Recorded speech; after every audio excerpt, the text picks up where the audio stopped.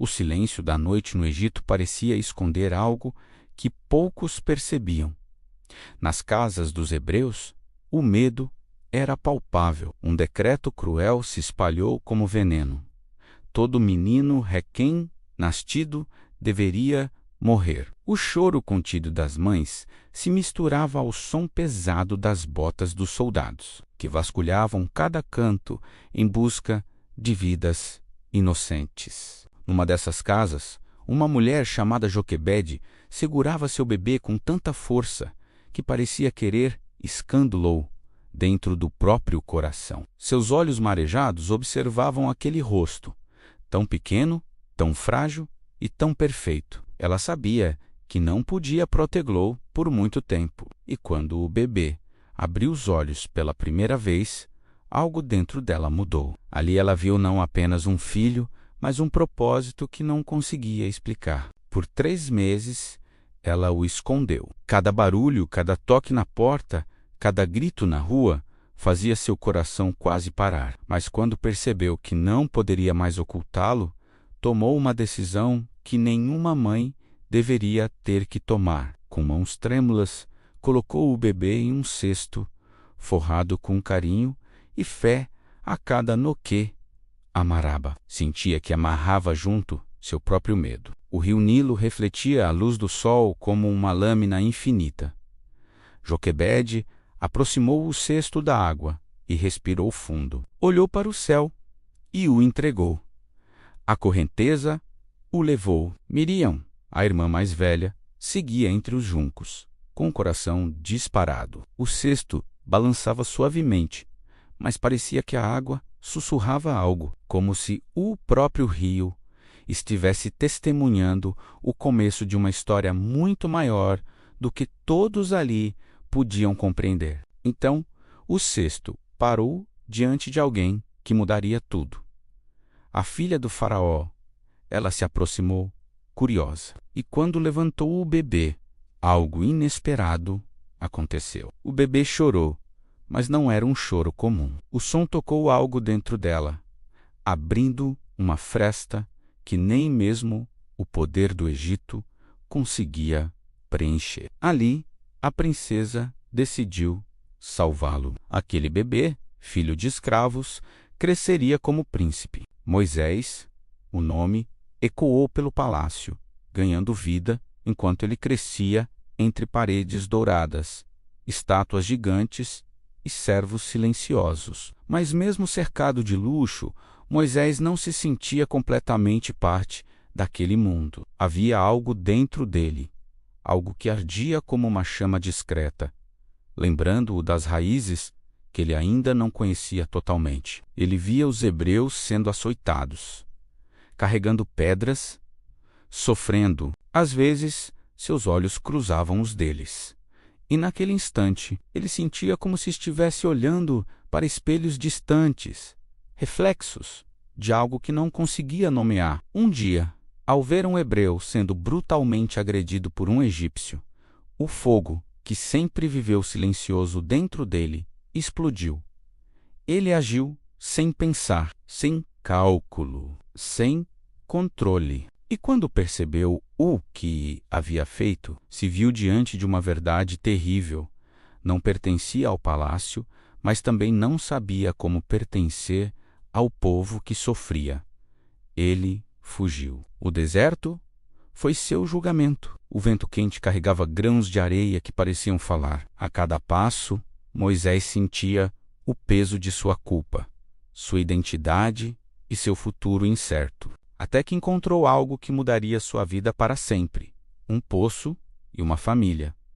Foi ali que conheceu Zípora. Ali encontrou paz. Ali, pela primeira vez, sentiu que podia ser apenas um homem, sem títulos, sem coroa, sem pressões. Cuidava das ovelhas com tranquilidade, ouvindo o som do vento e aprendendo a liberdade silenciosa da vida simples. Mas Deus o chamaria de volta. O dia do chamado começou como qualquer outro. Moisés guiava as ovelhas pelo deserto do Sinai.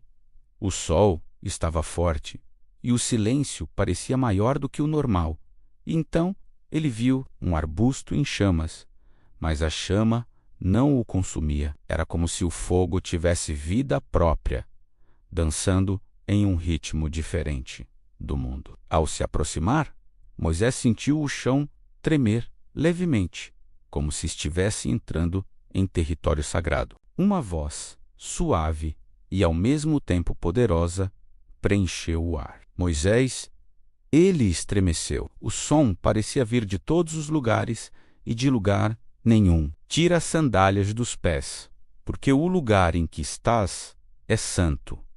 E ali, diante da chama, que não se apagava, ele descobriu o peso da missão. Deus não falava com ele como um rei que dá ordens a um servo, mas como alguém que confia a outro uma parte do seu próprio coração. Moisés hesitou. Disse que não sabia falar, que não era capaz. Mas Deus não escolhe os fortes. Ele fortalece os escolhidos. Quando Moisés voltou ao Egito, o mesmo palácio que um dia o criou, agora o olhava com desconfiança. Faraó o lembrava, mas não o reconhecia. E quando Moisés disse: "Deixa o meu povo ir", o silêncio que se seguiu não era apenas tensão, era como se o Egito inteiro prendesse a respiração. Vieram as pragas. Cada uma delas não era apenas um golpe contra o Egito, mas um símbolo. As águas se tornaram sangue, como se o rio dissesse que estava cansado de carregar dor. As trevas cobriram o céu, como se Deus desligasse a luz sobre o orgulho humano. E quando o primogênito do Egito morreu, um choro ecoou pelas ruas que nenhum faraó esqueceria. O êxodo aconteceu ao amanhecer. Moisés caminhava à frente carregando não apenas um povo, mas séculos de esperança. O deserto se abria como um cenário imenso e desconhecido. Quando chegaram ao Mar Vermelho, o povo tremeu, mas Moisés ergueu o cajado, e o mar, aquele gigante azul e indomável, se dividiu como se reconhecesse a voz do seu Criador. As águas se ergueram como muros vivos. O vento soprava forte, mas havia paz na travessia. E quando os egípcios tentaram seguir, o mar voltou ao seu lugar, pondo fim à perseguição. No deserto, Moisés enfrentou o peso das reclamações, da fome, da sede, do medo de um povo inteiro.